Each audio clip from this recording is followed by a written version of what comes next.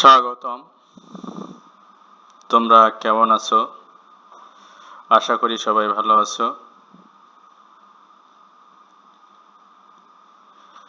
আমি তরুণ কুমার গায়েন তোমাদের আজকে অনলাইন ক্লাসে বিশেষ টপিকস বিশেষ বিষয় পড়াবো। বিষয় ভৌত রসায়ন 1 অধ্যায় 6ষ্ঠ অধ্যায়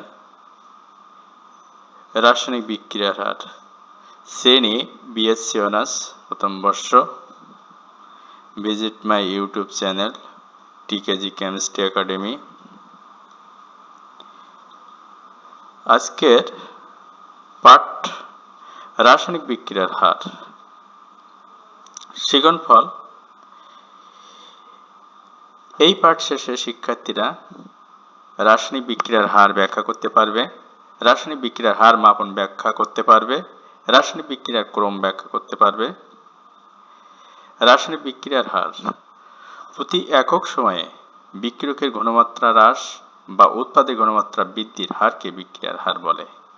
বিক্রিয়ার হার বা গতিবেগ সর্বদা বিক্রিয়কের ঘনমাত্রার উপর নির্ভরশীল। সময়ের সাথে সাথে বিক্রিয়কের ঘনমাত্রা কমতে থাকে বলে বিক্রিয়ার হারের গ্রাফ চিত্র ডান দিকে নিম্নগামী হয়। এখানে আমরা যে গ্রাফ দেখিয়েছি সেই গ্রাফে আমরা যদি দেখি তাহলে দেখব যে ডান দিকে এটি নিম্নগামী হয়েছে।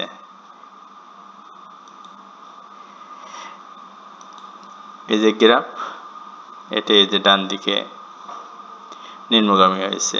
এই গ্রাফটি আঁকা হয়েছে ঘনমাত্রা কনসেন্ট্রেশন ভার্সাস টাইম। তো এই গ্রাফে আমরা কি দেখছি, প্রথমে কিন্তু যে কোনো বিক্রিয়কের ঘনমাত্রা বেশি থাকে।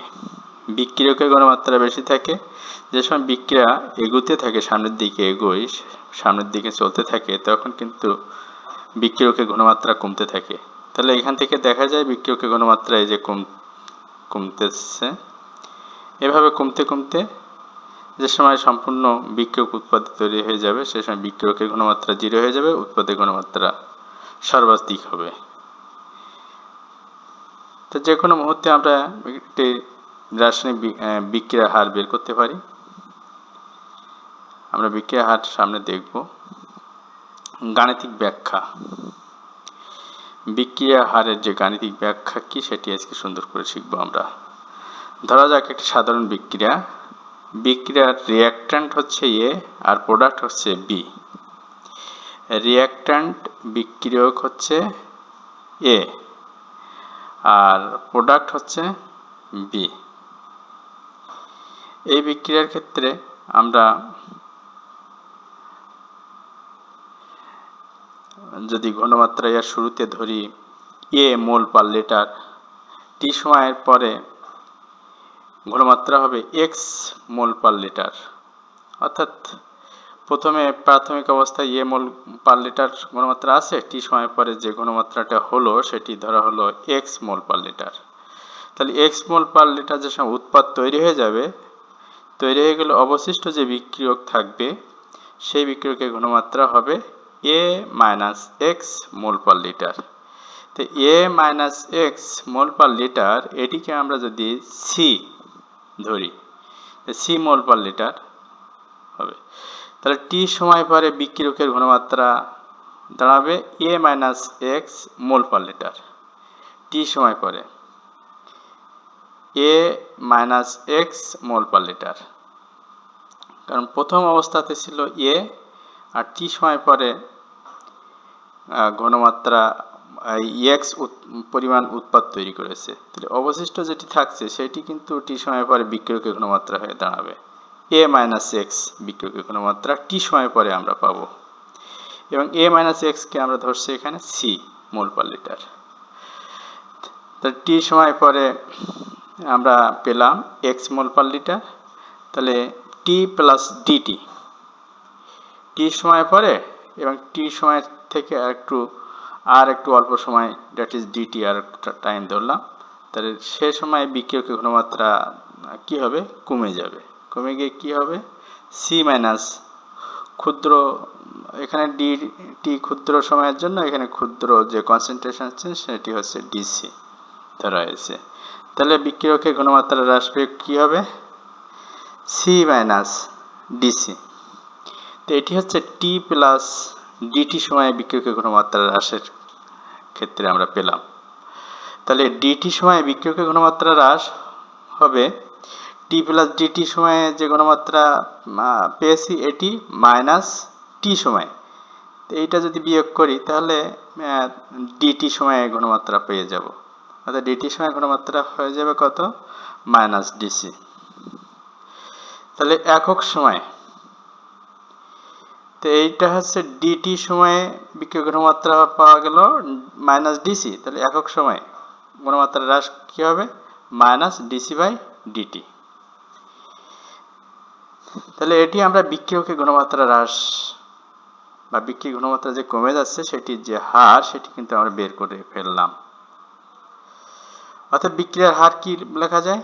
Minus dc by dt. এটি কিন্তু বিক্রিয়কের সাপেক্ষে বিক্রিয়ার হার বের করা হয়েছে মাইনাস ডিসি বাই ডিটি। আবার ধরি টি সময়ের পরে উৎপাদের ঘনমাত্রা এক্স, অর্থাৎ টি সময় যে সময় পার হয়ে যাবে, বিক্রিয়া যে সময় সামনের দিকে এগোতে থাকবে সে সময় উৎপাদের ঘনমাত্রা আমরা ধরলাম উৎপাদ তৈরি হয়েছে এক্স মোল পার লিটার। টি প্লাস ডিটি সময়ের পরে উৎপাদের ঘনমাত্রা বৃদ্ধি হবে এক্স প্লাস ডিএক্স। ক্ষুদ্রতম সময় ডিটি ধরা হয়েছে, তাহলে ক্ষুদ্রতম ঘনমাত্রা বেড়ে যাবে এক্স থেকে, এক্স প্লাস ডিএক্স হলো। তাহলে ডিটি সময়ে উৎপাদের ঘনমাত্রা বৃদ্ধি কতটুকু হচ্ছে? আগে ছিল টি প্লাস ডিটি সময়ে ঘনমাত্রা বৃদ্ধি হয়েছে x plus dx, x plus dx, x plus dx বৃদ্ধি হয়েছে। এই যে এক্স প্লাস ডিএক্স, এই x plus dx, x plus dx পাওয়া গেছে হচ্ছে টি প্লাস ডিটি সময়, টিটি প্লাস ডিটি সময়। তাহলে ডিটি সময় সময় ঘনমাত্রা বৃদ্ধি কি হবে? X plus dx minus x. এই মাইনাস এক্সটা হচ্ছে টি সময়ে ঘনমাত্রা ছিল এক্স, মাইনাস এক্স করলে পাবো হচ্ছে ডিএক্স। তাহলে একক সময়, অর্থাৎ ডিটি সময়ে ঘনমাত্রা বৃদ্ধি পেয়েছে ডিএক্স, তাহলে একক সময় ঘনমাত্রা বৃদ্ধি পাবে ডিএক্স বাই ডিটি। তো এটি কিন্তু উৎপাদের ক্ষেত্রে আমরা পেয়েছি ডিএক্স বাই ডিটি। আগে কিন্তু পেয়েছিলাম বিক্রিয়কের ক্ষেত্রে, এই যে বিক্রিয়কের ঘনমাত্রা হ্রাস মাইনাস ডিসি বাই ডিটি, সেই ক্ষেত্রে বিক্রিয়ার হার লিখেছিলাম মাইনাস ডিসি বাই ডিটি বিক্রিয়কের সাপেক্ষে। এখন পেয়েছি আমরা উৎপাদের সাপেক্ষে যে ঘনমাত্রা বৃদ্ধি হয় সেই ক্ষেত্রে আমরা বিক্রিয়ার হার পেয়েছি dx by dt, dx by dt. তাহলে বিক্রিয়ার হার কি লেখা যাবে? Minus dc by dt equal dx by dt. তাহলে এটাকে আমরা যদি সুন্দরভাবে সামারাইজ করে লিখি, বিক্রিয়ার হার বা গতি কি সুন্দর ডেফিনিশন না করে, তাহলে বিক্রিয়ার গতি হবে বিক্রিয়ক বা উৎপাদের ঘনমাত্রা পরিবর্তন আর উৎপাদনের জন্য ব্যয়িত সময়। বিক্রিয়ার গতি তাহলে কি দাঁড়ালো? বিক্রিয়ক বা উৎপাদের ঘনমাত্রা পরিবর্তন। এই যে এখানে আমরা যে ঘনমাত্রা পরিবর্তন, এই যে ডিসি, এটি হচ্ছে বিক্রিয়কের ঘনমাত্রা পরিবর্তন আর ডিএক্স হচ্ছে উৎপাদের ঘনমাত্রা পরিবর্তন। তাহলে বিক্রিয়ক বা উৎপাদের ঘনমাত্রা পরিবর্তন এবং পরিবর্তনের জন্য ব্যয়িত সময়, পরিবর্তনের জন্য ব্যয়িত সময় কি লেখা হয়েছে এখানে? ডিটি, ডিটি লেখা হয়েছে পরিবর্তনের জন্য ব্যয়িত সময়। তাহলে আমরা বিক্রিয়ার গতি যদি আমরা বিক্রিয়কের সাপেক্ষে বলি, গতি বা হারকে যদি বিক্রিয়কের সাপেক্ষে বলি তাহলে কি দাঁড়ায়? বিক্রিয়কের শেষ ঘনমাত্রা, বিক্রিয়কের শেষ ঘনমাত্রা মাইনাস বিক্রিয়কের প্রাথমিক ঘনমাত্রা, প্রাথমিক ঘনমাত্রা এবং ডিভাইডেড বাই পরিবর্তনের জন্য ব্যয়িত সময়। একইভাবে বিক্রিয়ার যে আমরা গতি উৎপাদের ক্ষেত্রে আমরা যদি বলি, তাহলে উৎপাদের ক্ষেত্রে কি হবে? উৎপাদের প্রাথমিক শেষ ঘনমাত্রা মাইনাস উৎপাদের প্রাথমিক ঘনমাত্রা ডিভাইড বাই পরিবর্তনের জন্য ব্যয়িত সময়। এটি কিন্তু আমরা উৎপাদের ক্ষেত্রে। তাহলে আমরা বিক্রিয়ার গতি বা হারকে কিন্তু তিন ভাবে ডিফাইন করেছি এখানে। বিক্রিয়ক এবং উৎপাদ দুইটা একই সঙ্গে, বা বিক্রিয়কের সাপেক্ষে বা উৎপাদের সাপেক্ষে, যে কোনো একভাবে ডিফাইন করা যাবে, যে কোনো একটিতে শুদ্ধভাবে বা সুন্দরভাবে ডিফাইন করলে হবে। এখন আসি বিক্রিয়ার গতিসূত্র বা বিক্রিয়ার হারের সমীকরণ। গতিসূত্র বা হারের সমীকরণ কোন বিক্রিয়ার পরীক্ষালব্ধ ফলাফল ভিত্তিক যে সমীকরণ দ্বারা বিক্রিয়ার হার বা বেগ ও বিক্রিয়কের ঘনমাত্রার সম্পর্ক প্রকাশ করা হয় তাকে বিক্রিয়ার হার সমীকরণ বা বিক্রিয়ার গতি সমীকরণ, গতিসূত্র বলে। ধরা যাক একটি সাধারণ সমতাযুক্ত বিক্রিয়া এ প্লাস বিবি ইকুয়াল সিসি প্লাস ডিডি। একটা স্মল আর একটি ক্যাপিটাল দিয়ে আমি এই বিক্রিয়াটি লিখেছি। তাহলে এই বিক্রিয়ার ক্ষেত্রে বিক্রিয়ার হার হবে রেট অফ রিঅ্যাকশনের R equal K into A molar concentration of A to the power small a molar concentration of B to the power b. এটি আমরা লিখতে পারি। এই আর বিক্রিয়ার হার আমরা আগে পূর্বে কি লিখেছিলাম, minus dc by dt equal dx by dt, একই বিষয় কিন্তু। তাহলে সেক্ষেত্রে কি লেখা যাবে, K into A to the power A into B to the power B. বিক্রিয়ার হারের সমীকরণ একটি ডিফারেনশিয়াল সমীকরণ, তাই একে সময়ের সাথে উৎপাদ বা বিক্রিয়কের ঘনমাত্রার সমন্বিত রূপ হিসেবে প্রকাশ করার জন্য সমকলন করা যেতে পারে। বিক্রিয়ার গতি বা হারের একক। বিক্রিয়ার হার আমরা আগে কি লিখেছি, বিক্রিয়কের বা উৎপাদের ঘনমাত্রা পরিবর্তন ডিভাইড বাই পরিবর্তনের জন্য ব্যয়িত সময়। তাহলে বিক্রিয়ার গতি বা হারের একক কি হবে, ঘনমাত্রার একক ডিভাইড বাই সময়ের একক।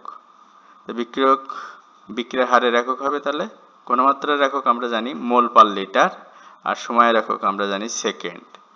তাহলে হবে বিক্রিয়ার হারের একক হবে মোল পার লিটার পার সেকেন্ড, এটি কিন্তু একক হবে। তাহলে বিক্রিয়ার হারের একক কি পেলাম আমরা, বিক্রিয়ার হারের একক হলো মোল পার লিটার পার সেকেন্ড। বিক্রিয়ার হার ধ্রুবক। একক মোলার ঘনমাত্রার বিক্রিয়ক সময়ের বিক্রিয়ার হারকে সে বিক্রিয়ার হার ধ্রুবক বলে। অর্থাৎ কোনো বিক্রিয়ায় যদি প্রতিটি বিক্রিয়কের ঘনমাত্রা 1 মোল পার লিটার হয় তাহলে তার হারকে বিক্রিয়ার হার ধ্রুবক বা বেগ ধ্রুবক বলে। একে আপেক্ষিক বিক্রিয়ার হার ধ্রুবকও বলা হয়, আপেক্ষিক বিক্রিয়ার হারও বলা হয়। তা আমরা যে কোনো একটা বিক্রিয়া লিখতে পারি, কোনো একটা বিক্রিয়ার হার বা গতিবেগ dx by dt proportional to c to the power n। c হচ্ছে বিক্রিয়কের ঘনমাত্রা আর n হচ্ছে বিক্রিয়ার ক্রম। তাহলে আমরা লিখতে পারি dx by dt equal k into c to the power n। এই যে k লিখলাম স্মল k, এই k হলো সমানুপাতিক ধ্রুবক যাকে বেগ ধ্রুবক বা হার ধ্রুবক বলে। তাহলে আমরা এখানে বেগ ধ্রুবক হার ধ্রুবক পেলাম, যে বিক্রিয়ার গতিবেগ যে মোলার ঘনমাত্রার যে সমানুপাতিক, এইটিকে আমরা ইকুয়াল লেখার জন্য একটি কনস্ট্যান্ট অ্যাড করছি। এই কনস্ট্যান্ট, এই ধ্রুবকটাই হচ্ছে বিক্রিয়ার হার ধ্রুবক বা বেগ ধ্রুবক। তাহলে এটিকে যদি ডিফাইন করি, এই ইকুয়েশন থেকে কিন্তু সুন্দরভাবে ডিফাইন করা যায়। আমি প্রথমে যে কথাটা বলেছি এখান থেকে খুব সুন্দরভাবে সেটি বলা যাবে। একক মোলার ঘনমাত্রার, তাহলে এই সি এটা আছে ঘনমাত্রা, তাহলে ঘনমাত্রার কনসেন্ট্রেশনে সি লিখেছি, তাহলে এটি যদি 1 হয়ে যায় তাহলে একক মোলার ঘনমাত্রার, আর এটা কিন্তু বিক্রিয়ার হার। একক মোলার ঘনমাত্রার বিক্রিয়ক সময়ের বিক্রিয়ার হারকে সে বিক্রিয়ার হার ধ্রুবক বলে। অর্থাৎ কে সমান লেখা যায় dx by dt divided by cn লেখা যায় না, তাহলে সি এন এর এই টোটাল মানটা অর্থাৎ সি এর মান 1 হতে হবে। ঠিক আছে, তাহলে একক মোলার ঘনমাত্রার বিক্রিয়ক সময়ের বিক্রিয়ার হারকে সেই বিক্রিয়ার হার ধ্রুবক বলে। অর্থাৎ প্রতিটি বিক্রিয়কের ঘনমাত্রা যদি 1 মোল পার লিটার হয় তাহলে তার সেই বিষয়টাকে সেই হারকে হার ধ্রুবক বলা যাবে।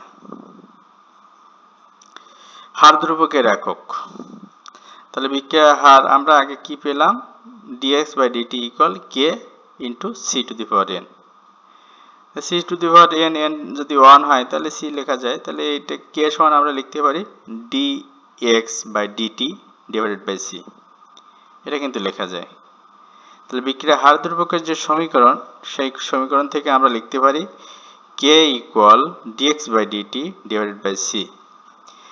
তাই k হচ্ছে বিক্রিয়ার হার ধ্রুবক। তা dx/dt এটি তো বিক্রিয়ার গতিবেগ বা হার। তো বিক্রিয়ার গতিবেগ বা হারের একক আমরা কি জানি, মোল পার লিটার পার সেকেন্ড। এটি কিন্তু বিক্রিয়ার যে গতি বা হার, বিক্রিয়ার গতিবেগ বা হারের একক হচ্ছে মোল পার লিটার পার সেকেন্ড। তো এই উপরে dx/dt এটি কিন্তু বিক্রিয়ার গতিবেগ বা হার, আর c হচ্ছে কনসেন্ট্রেশন ঘনমাত্রা। তো ঘনমাত্রার একক কি, মোল পার লিটার। তাহলে এখান থেকে আমরা কি পাই, পাচ্ছি k ইকুয়াল পার সেকেন্ড। সুতরাং বিক্রিয়ার হার ধ্রুবকের একক হচ্ছে পার সেকেন্ড। তাহলে হার ধ্রুবকের একক কি পেলাম, পার সেকেন্ড পেলাম। বিক্রিয়ার হার ধ্রুবকের বৈশিষ্ট্য, একটি বিক্রিয়ার ক্ষেত্রে নির্দিষ্ট তাপমাত্রায় হার ধ্রুবকের মান নির্দিষ্ট। তাপমাত্রার পরিবর্তনে হার ধ্রুবকের মান পরিবর্তিত হয়। হার ধ্রুবকের মান বেশি হলে বিক্রিয়ার বেগ বেশি হয় এবং হার ধ্রুবকের মান কম হলে বিক্রিয়ার বেগ কম হয়। যদি তাপমাত্রা স্থির থাকে তবে বিক্রিয়কের ঘনমাত্রা পরিবর্তন ঘটালেও বিক্রিয়ার হার ধ্রুবকের মানে পরিবর্তন ঘটে না, যদিও এক্ষেত্রে বিক্রিয়ার হারের পরিবর্তন ঘটে থাকে। তাহলে এইগুলো হচ্ছে বিশেষ বিশেষ বৈশিষ্ট্য বিক্রিয়ার হার ধ্রুবকের। এগুলো সুন্দরভাবে আমরা শিখব। এখন আসি বিক্রিয়ার হার মাপন। আমরা বিক্রিয়ার যে হার বা গতি আগে শিখলাম, সেই বিক্রিয়ার হার বা গতি, বেগ বা বিক্রিয়ার হার কিভাবে আমরা মেজারমেন্ট করতে পারি, কিভাবে আমরা পরিমাপ করতে পারি, সেই বিষয়টা আমরা এখন শিখব। সাধারণত বিক্রিয়কের ঘনমাত্রা হ্রাস এবং উৎপাদের ঘনমাত্রা বৃদ্ধি করে বিক্রিয়ার হার পরিমাপন করা হয়। এক্ষেত্রে দুটি পদ্ধতি ব্যবহার করা হয়, যথা রাসায়নিক পদ্ধতি ও ভৌত পদ্ধতি। তাহলে বিক্রিয়ার হার মাপনের জন্য দুইটা পদ্ধতি ব্যবহার করা হয়। নাম্বার 1 রাসায়নিক পদ্ধতি, নাম্বার 2 ভৌত পদ্ধতি। এখন আসি রাসায়নিক পদ্ধতি। রাসায়নিক বিক্রিয়া ঘটানোর মাধ্যমে বিক্রিয়ার হার নির্ণয়ের পদ্ধতিকে রাসায়নিক পদ্ধতি বলে। তাহলে রাসায়নিক পদ্ধতি কি জিনিস, রাসায়নিক বিক্রিয়া ঘটানোর মাধ্যমে রাসায়নিক বিক্রিয়া ঘটানো হবে এবং সেই রাসায়নিক বিক্রিয়া ঘটাইয়ে কোনো বিক্রিয়ার হার নির্ণয় করার যে পদ্ধতি বা প্রক্রিয়া, সেটাকে আমরা বলবো রাসায়নিক পদ্ধতি। টাইট্রেশনের মাধ্যমে এই পদ্ধতি সম্পন্ন করা হয়। এর মূলনীতি হলো নির্দিষ্ট তাপমাত্রায় রাসায়নিক বিক্রিয়া শুরু থেকে নির্দিষ্ট সময় পর পর দ্রবণ থেকে একটি নির্দিষ্ট অংশ তুলে নিয়ে টাইট্রেশনের মাধ্যমে উৎপাদের ঘনমাত্রা জানা হয়। টাইট্রেশনের সময় এর মধ্যে বরফ রাখা হয় যেন বিক্রিয়া বন্ধ হয়ে যায়। যেমন অ্যাসিড প্রভাবিত ইথাইল অ্যাসিটেটের হাইড্রোলাইসিস ঘটিয়ে উহার হার ধ্রুবক নির্ণয়। ইথাইল অ্যাসিটেটের যে হাইড্রোলাইসিস, সেটি দিয়ে কিভাবে আমরা হার ধ্রুবক বের করতে পারি সেটি এখন আমরা সুন্দরভাবে দেখব। তাহলে অ্যাসিডের উপস্থিতিতে ইথাইল অ্যাসিটেটের জলাম্বয়নের হাইড্রোলাইসিসের বাংলা করা হয়েছে এটি জলাম্বয়নের বিক্রিয়াটি নিম্নরূপ। ইথাইল অ্যাসিটেট প্লাস পানি তৈরি হলো ইথানোয়িক অ্যাসিড, অর্থাৎ অ্যাসিড আর এটি হচ্ছে ইথানল। তাহলে এখানে আমরা ইথাইল ইথানয়েটের যে হাইড্রোলাইসিস, এই হাইড্রোলাইসিস কিন্তু অ্যাসিড প্রভাবিত, সেজন্য বলা হচ্ছে অ্যাসিডের উপস্থিতিতে। তাহলে ইথাইল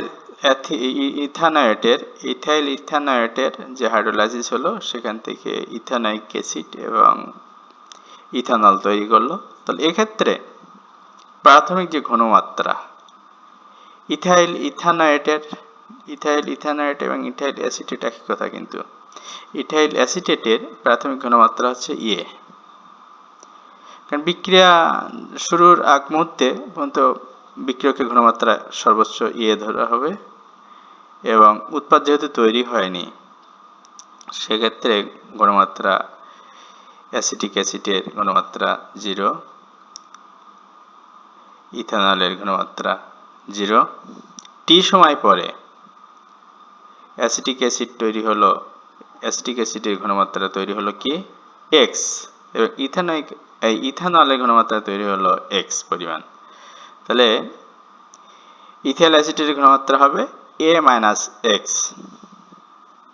টি সময় পরে। পানির পরিমাণ বেশি থাকায় উহার ঘনমাত্রার কোনো পরিবর্তন হয় না। বিক্রিয়ার হার শুধুমাত্র এর উপর নির্ভর করে, তাই ইহা একটি প্রথম ক্রম বিক্রিয়া। তাহলে এই প্রথম ক্রম বিক্রিয়া কেন?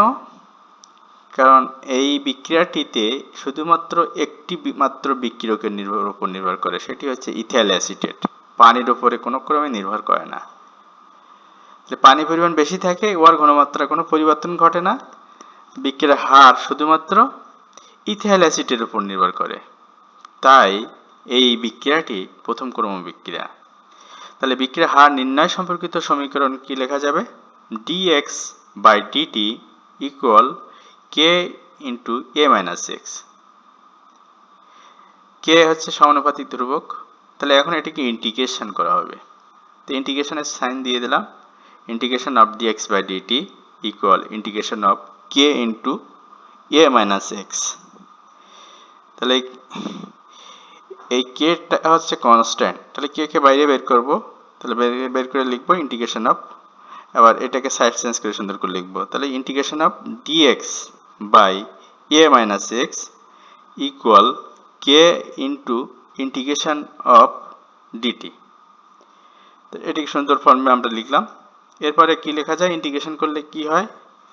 Minus ln a-x equal kt plus c।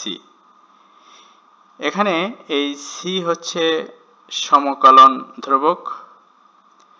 যদি t ইকুয়াল 0 হয়, অর্থাৎ যে সময় টাইম বিক্রিয়া শুরু হয়নি, সে সময় হচ্ছে t ইকুয়াল 0। তাহলে t ইকুয়াল 0 হলে x ইকুয়াল অবশ্যই 0 হবে। তাহলে x ইকুয়াল 0, t ইকুয়াল 0। তাহলে t এর মান এখানে বসাবো, আর x এর মান এখানে বসাবো। বসাইলে কিন্তু c এর মানটা পাওয়া যায়। t এর মান এখানে বসাইলে এই টার্মটা 0 হয়ে যায়, আর x এর মানটা এখানে বসাইলে মাইনাস লনে পাওয়া যায়। তো এই মাইনাস লনে আর এই পাশে c থাকে, তাহলে c সমান আমরা পেলাম, c সমান কি পেলাম? c সমান পেলাম মাইনাস লনে। তাহলে এই কনস্ট্যান্টের ভ্যালু কিন্তু আমরা পেয়ে গেছি। এখন এই কনস্ট্যান্টের ভ্যালুটা এখানে বসাবো। সেটাই c এর মান 1 নাম্বার সমীকরণ, এটি কিন্তু 1 নাম্বার সমীকরণ দিয়েছে, 1 নাম্বার সমীকরণে বসাই পাই। তাহলে মাইনাস এই যে ln a-x minus ln a-x equal kt minus ln na ln a, এটি আমরা পেলাম। এটাকে কি লেখা যায়? Ln a minus ln a-x equal kt। তাহলে এখানে যে ফর্মুলা অনুসারে আমরা কি লিখতে পারি? লন a/a-x ইকুয়াল kt আমরা লিখতে পারি, বা লন ইকুয়াল 1/t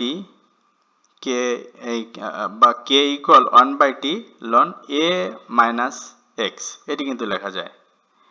তাহলে কি লেখা যায় এখান থেকে? k equal 1/t ln a/a-x। এটাকে যদি আমরা log a লিখতে চাই তাহলে 2 ইন্টু এই 2.303 গুণ করে লিখতে হবে। তাহলে k ইকুয়াল কি লেখা যাবে? k equal 2.303/t into log a/a-x। তাহলে আমরা এই k এর ভ্যালু কিন্তু পেয়ে গেলাম, ln এর ক্ষেত্রেও পেলাম, log এর ক্ষেত্রেও কিন্তু পেয়ে গেলাম। বিক্রিয়া চলাকালীন সময়ে মিশ্রণ থেকে একটি নির্দিষ্ট অংশ, যেমন 5 মিলিলিটার পরিমাণ দ্রবণ নিয়ে তাকে যদি আমরা টাইট্রেশন করি, টাইট্রেশন সোডিয়াম হাইড্রোক্সাইডের সহায়তায় করব, সোডিয়াম হাইড্রোক্সাইডের সহায়তায় টাইট্রেশন করব। টাইট্রেশন করলে যে ইথানোয়িক অ্যাসিডের পরিমাণ বের করা হবে, সেই ইথানোয়িক অ্যাসিডের পরিমাণ বের করে বিক্রিয়ার হার দ্রবকের মান নির্ণয় করা যাবে। তো ধরা যাক বিক্রিয়ার শুরুতে 5 ml মিশ্রণকে টাইট্রেশন করতে v0 মিলিলিটার সোডিয়াম হাইড্রোক্সাইড প্রয়োজন হয়। এখানে এই দ্বারার এখানে কিন্তু সোডিয়াম হাইড্রোক্সাইড হবে। তাহলে ধরা যাক বিক্রিয়ার শুরুতে 5 মিলিলিটার মিশ্রণকে টাইট্রেশন করতে v0 মিলিলিটার সোডিয়াম হাইড্রোক্সাইডের প্রয়োজন। t সময় পরে vt মিলিলিটার এবং অসীম সময় পরে সোডিয়াম হাইড্রোক্সাইড প্রয়োজন হয় v ইনফিনিটি মিলিলিটার। তাহলে ইথাইল অ্যাসিডের প্রাথমিক ঘনমাত্রা কি দাঁড়াবে? প্রাথমিক ঘনমাত্রা a ধরা হলো ইথাইল অ্যাসিটেটের, আগেই ধরেছি, প্রপোর্শনাল টু হবে v ইনফিনিটি মাইনাস v0। এটি কিন্তু হবে। আমরা যদি এটি ইকুয়াল দিয়ে লিখতে চাই, সামথিং কনস্ট্যান্ট অ্যাড করব, সেই কনস্ট্যান্টটা এখানে দিয়েছি a। t সময় পরে x মোল ইথাইল অ্যাসিটেট জলাম্বিত হলে x মোল ইথানোয়িক অ্যাসিড উৎপন্ন হবে। এই x মোল ইথানোয়িক অ্যাসিডকে টাইট্রেশন করতে সোডিয়াম হাইড্রোক্সাইডের প্রয়োজন হবে vt মাইনাস v0 মিলিলিটার। এটি কিন্তু প্রয়োজন হবে। অতএব কি লেখা যাবে? x proportional to vt minus v0। x K equal দিয়ে লিখলাম, লিখলে এখানে সামথিং কনস্ট্যান্ট আমরা অ্যাড করে দিয়েছি। x equal a into vt minus v0।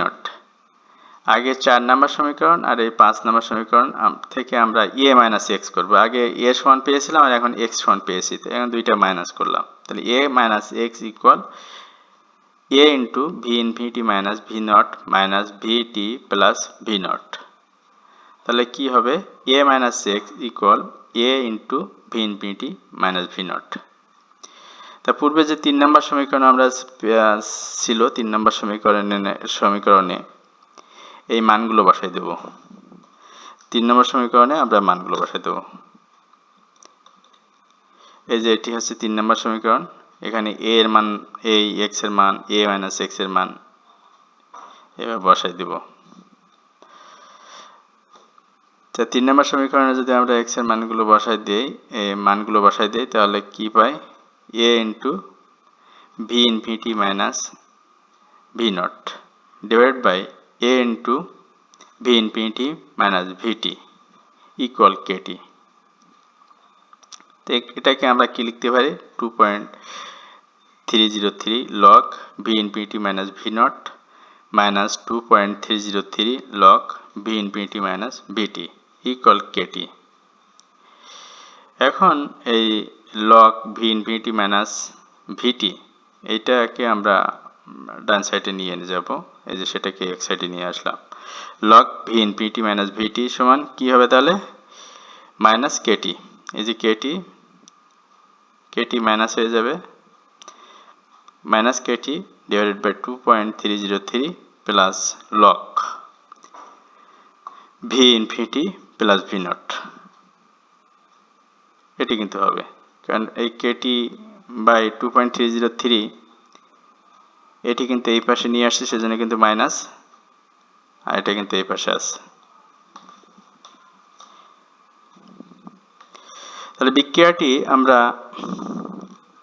Y equal mx plus c ধরনের, তাই log v infinity minus v naught বনাম টি গ্রাফ যদি আমরা অঙ্কন করি তাহলে আমরা এরকম একটি সরলরেখা পাবো। তাহলে এই সরলরেখার ঢাল হবে মাইনাস কে বাই 2.303। তাহলে কে এর মান আমরা পেয়ে যাচ্ছি, এখান থেকে ঢালের মান আমরা সহজে হিসাব করতে পারবো। ঢালের মান হিসাব করে বের করার পরে সেটির সাথে মাইনাস 2.303 গুণ করলে আমরা কে এর মান পেয়ে যাব। তাহলে এই সমীকরণ ব্যবহার করে আমরা বিক্রিয়ার হার নির্ণয় করতে পারবো খুব সহজে। বিক্রিয়ার হার নির্ণয়ের ভৌত পদ্ধতি। বিক্রিয়ার হার নির্ণয়ের অনেকগুলো ভৌত পদ্ধতি আছে, যেমন পরিবাহিতা মাপন পদ্ধতি, পোলারিমিটার পদ্ধতি, বর্ণালী বিশ্লেষণ পদ্ধতি, ক্যালোরিমিটার পদ্ধতি, পটেনশিওমেট্রিক পদ্ধতি, গ্যাসীয় আয়তন পরিমাপ পদ্ধতি, গ্যাসীয় চাপ মাপন পদ্ধতি। এগুলা বিক্রিয়ার হার নির্ণয়ের ভৌত পদ্ধতি। আগের পদ্ধতি কিন্তু রাসায়নিক পদ্ধতি সম্পর্কে কথা বলেছি, এখন কিন্তু ভৌত পদ্ধতি সম্পর্কে কথা বলবো। আর যে সকল বিক্রিয়া দ্রুত গতি সম্পন্ন বিক্রিয়ার ক্ষেত্রে ব্যবহার করা হয় ফ্ল্যাশ ফটোলাইসিস পদ্ধতি, প্রবাহ পদ্ধতি, পালস পদ্ধতি, রিল্যাক্সেশন পদ্ধতি ইত্যাদি। দ্রুত গতি সম্পন্ন বিক্রিয়া কারা? যে সকল বিক্রিয়া সম্পন্ন হতে অত্যন্ত কম সময় লাগে তাদেরকে দ্রুত গতি সম্পন্ন বিক্রিয়া বলে। এই সকল বিক্রিয়া সম্পন্ন হতে 10 থেকে 14 সেকেন্ড বা তার চেয়েও কম সময়ের প্রয়োজন হয়। তো এই ধরনের বিক্রিয়া হচ্ছে দ্রুত গতি সম্পন্ন। আর দ্রুত গতি সম্পন্নের ক্ষেত্রে এই ধরনের মেথডগুলো ব্যবহার করা হয়: ফ্ল্যাশ ফটোলাইসিস, প্রবাহ, পালস, রিল্যাক্সেশন। এগুলা আমরা একটি আলোচনা করব। এই যে এখানে বিক্রিয়ার হার নির্ণয়ের যে ভৌত পদ্ধতিগুলো ছিল, এই যে ভৌত পদ্ধতি, পরিবাহিতা মাপন পদ্ধতি, এই একটি আলোচনা আমরা করব। পরিবাহিতা মাপন পদ্ধতি। যে গুণের জন্য তড়িৎ বিশ্লেষ্য দ্রবণের মধ্যে দিয়ে তড়িৎ বা চার্জ বা আয়ন সহজে চলাচল করতে পারে তাদেরকে পরিবাহিতা বলে। যে কোনো মুহূর্তে একটি দ্রবণের পরিবাহিতা উহার ঘনমাত্রা নির্দেশ করে। তাই রাসায়নিক বিক্রিয়ার ক্ষেত্রে নির্দিষ্ট সময় পর পর উহার পরিবাহিতা মেপে উৎপাদের ঘনমাত্রা পাওয়া যায়, ফলে বিক্রিয়ার হার সম্পর্কে জানা যায়। ক্ষারীয় মাধ্যমে ইথাইল অ্যাসিটেটের হাইড্রোলাইসিসের বিক্রিয়ার হার এই মাপন পদ্ধতিতে পরিমাপ করা যায়। তো ইথাইল অ্যাসিটেট এই যে ক্ষারের সাথে বিক্রিয়া করে কি তৈরি করলো? ইথানোয়িক অ্যাসিড তৈরি করলো আর ইথানল তৈরি করলো। তাহলে প্রাথমিক ঘনমাত্রা ethyl acetate, that also called ethyl ethanoate, এর প্রাথমিক ঘনমাত্রা এ, এবং সোডিয়াম হাইড্রোক্সাইডের প্রাথমিক ঘনমাত্রা এ ধরা হলো। তাহলে উৎপাদের ঘনমাত্রা হবে 0 আর 0 প্রাথমিক অবস্থাতে। টি সময় পরে ইথাইল ইথানয়েটের ঘনমাত্রা হবে a-6 এবং সোডিয়াম হাইড্রোক্সাইডের ঘনমাত্রা হবে a-6। তাহলে ইথানোয়িক অ্যাসিডের ঘনমাত্রা টি সময় পরে হচ্ছে x এবং ইথানলের ঘনমাত্রা হচ্ছে x পরিমাণ। বিক্রিয়া যদি একেবারে কমপ্লিট হয়ে যায় তাহলে ইথানোয়িক অ্যাসিটেটের ঘনমাত্রা 0 হয়ে যাবে এবং সোডিয়াম হাইড্রোক্সাইডের ঘনমাত্রা 0 হয়ে যাবে। আর সম্পূর্ণ তৈরি হয়ে যাবে এইখানে যে ঘনমাত্রা প্রাথমিক অবস্থায় ছিল সেই প্রাথমিক ঘনমাত্রাটা সম্পূর্ণভাবে উৎপাদে কনভার্ট হয়ে যাবে। তো উৎপাদে আছে ইথানোয়িক অ্যাসিডের ঘনমাত্রা সে সময় হয়ে যাবে a এবং ইথানলের ঘনমাত্রা হয়ে যাবে a। তাহলে বিক্রিয়ার হার আমরা কি লিখতে পারি? বিক্রিয়ার হার dx/dt equal k into a-x। এই যে এখানে a-x আর এখানে এই যে a-x, অর্থাৎ দুইটা বিক্রিয়কের ঘনমাত্রা ডিপেন্ড করছে, সেই জন্য এটি কিন্তু দ্বিতীয় ক্রম বিক্রিয়া। তাহলে লেখা যাবে dx/dt equal k into a-x whole square. তাহলে লেখা যাবে k into dt equal dx/ a minus x whole square. তো এখন এটিকে ইন্টিগ্রেশন করা হলো। ইন্টিগ্রেশন করলে ইন্টিগ্রেশনের সাইন দুই পাশে দিয়ে দেবো। Integration of k into dt equal integration of dx by A minus x whole square. এটি ইন্টিগ্রেশন করব। তো ইন্টিগ্রেশন করলে কি পাওয়া যায়? ইন্টিগ্রেশন করলে পাওয়া যায় kt equal 1 by A minus x plus z. এই জেড হলো এখানে সমকলন ধ্রুবক। যে সময় টি এর মান 0 হবে, টি এর মান 0 হলে এক্স এর মান কিন্তু 0। তা টি এর মান 0, এক্স এর মান 0 হলে সে সময় এখানে এই যে টি এর মান বসাই দেব। টি এর মান বসাও 0, এখানে এই টি এর মান 0 বসাই দেব। এখানে এই যে টি এর মানটা 0 বসাই দেব, টি এর মান 0 বসাই দেব, আর এক্স এর মান 0 বসাই দেব। এই এক্স এর মান 0 বসাই দেব। টি এর মান 0, এক্স এর মান 0। তো এই দুটো যদি 0 বসানো হয় তাহলে এটা 0 হয়ে যায়, আর এখানে থাকে 1 বাই এ, আর এখানে প্লাস জেড। তাহলে জেড এর মান পেয়ে যাই আমরা। জেড এর মান কি পাই? জেড ইকুয়াল মাইনাস 1 বাই এ। এই জেড এর মানটা আমরা বসাই দেব এই সমীকরণে। বসাই দিলে কি পাওয়া যায়? Kt equal 1 by A minus X minus 1 by A, এটি কিন্তু পাওয়া যায়।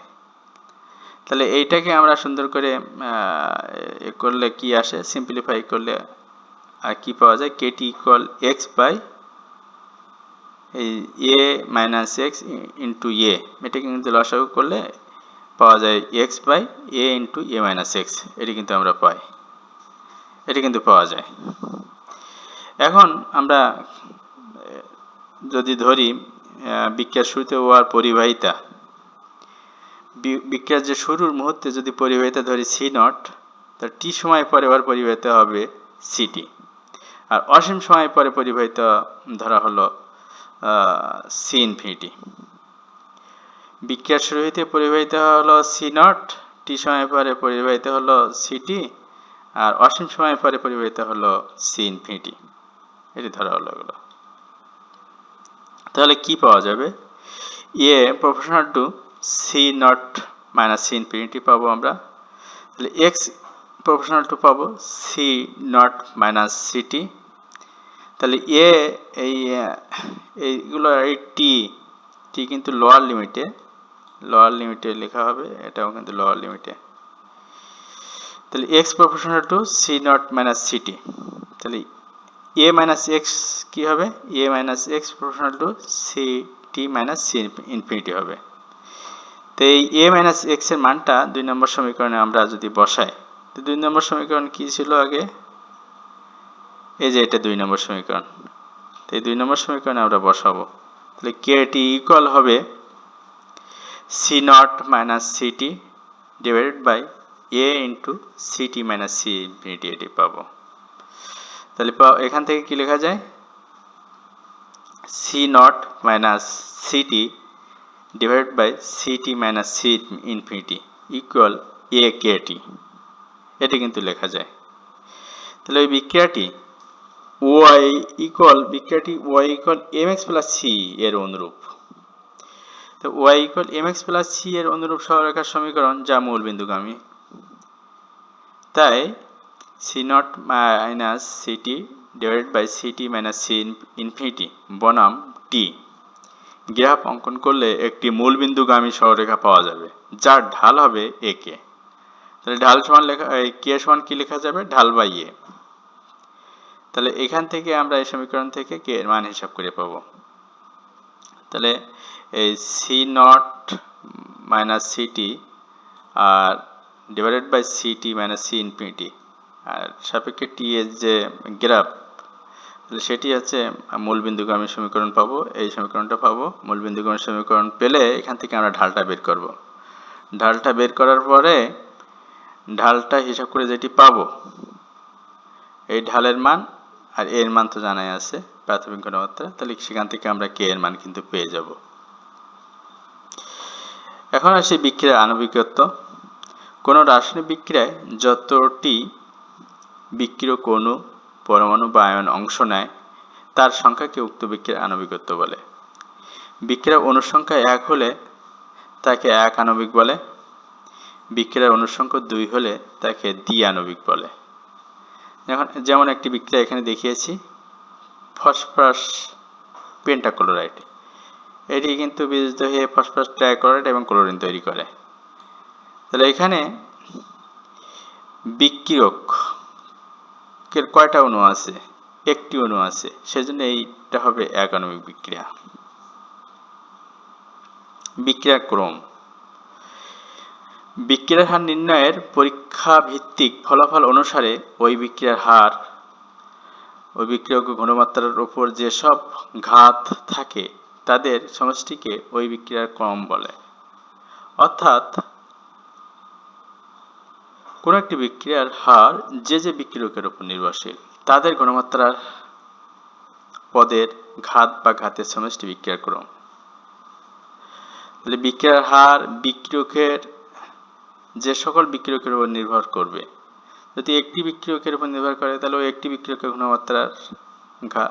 ঘনমাত্রার সমানুপাতিক হবে ঘনমাত্রা। যদি একাধিক বিক্রিয়কের উপর নির্ভর করে তাহলে তাদের ঘনমাত্রার সমষ্টি হবে। যে এখানে একটা বিক্রিয়া আমরা ধরেছি, একটি বিক্রিয়ার সাধারণ সমীকরণ AXA + YB প্রোডাক্ট। পরীক্ষা ভিত্তিক ফলাফল অনুসারে বিক্রিয়ার হার হবে K × A⁴ × B⁴ তো এখানে বিক্রিয়ক ছিল A আর B ছিল, বিক্রিয়ক A আর B ছিল।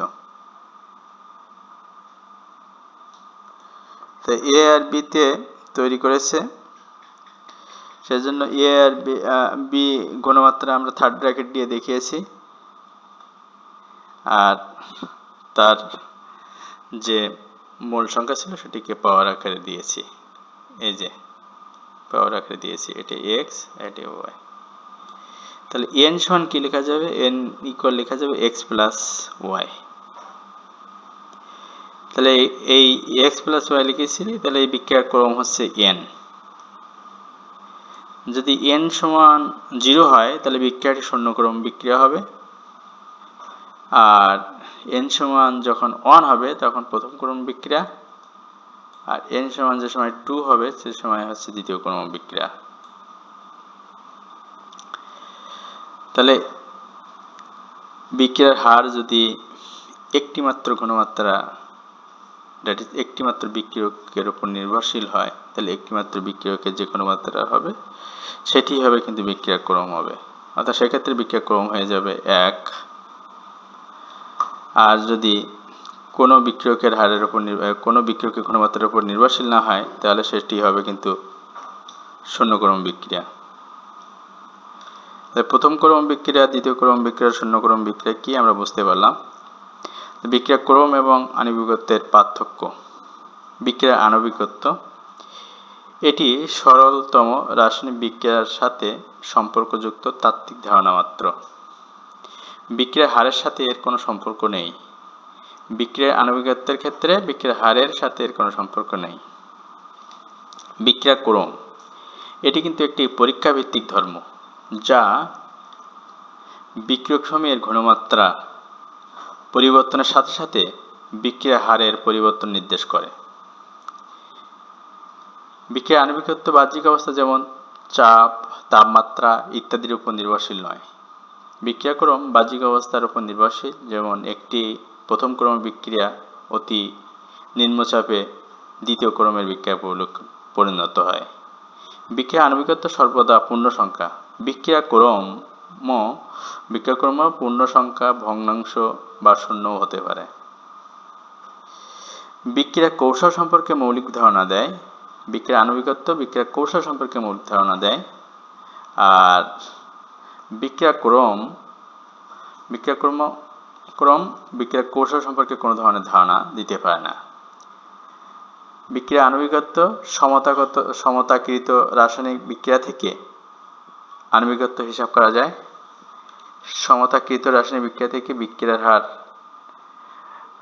হার নির্ণয় করা যায় না। বিক্রিয়া ক্রমের ক্ষেত্রে সমতাকৃত রাসায়নিক বিক্রিয়া থেকে বিক্রিয়ার হার নির্ণয় করা যায় না। মূল্যায়ন, বিক্রিয়ার ক্রম কি, বিক্রিয়ার আণবিকত্ব কি, বিক্রিয়ার হার নির্ণয়ের ভৌত পদ্ধতি কি, এগুলো সুন্দরভাবে কমেন্টে লিখে দেবা। বাড়ির কাজ, বিক্রিয়ার হার মাপন পদ্ধতি বর্ণনা করো। আগামী দিনের পাঠ, লাসাতিলিয়ারের নীতি প্রয়োগ, সহায়ক বই, সামস প্রকাশনী, কবির প্রকাশনী, গ্রন্থকুটির প্রকাশনী। ধন্যবাদ সবাইকে এতক্ষণ সঙ্গে থাকার জন্য। আবার কোনো এক সময় দেখা হবে সেই প্রতীক্ষায়।